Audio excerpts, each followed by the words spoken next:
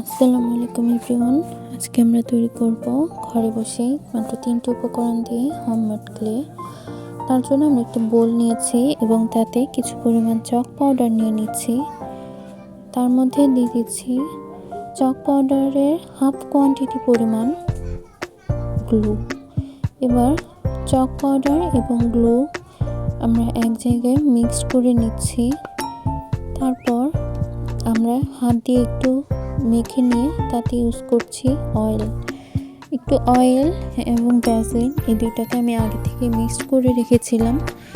এবার আমরা এটা হাতে লাগিয়ে নিয়ে খুব ভালোভাবে আটা মাখার মতো করে সুন্দর করে সময় নিয়ে ক্লেটা মেখে নিতে হবে।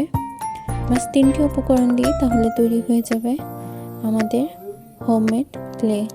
যত সুন্দরভাবে আমরা মেখে নিতে পারবো তত সুন্দরভাবে আমাদের ক্লেটা তৈরি হবে। বাস আমাদের লিপন আর্টের জন্য ক্লে রেডি।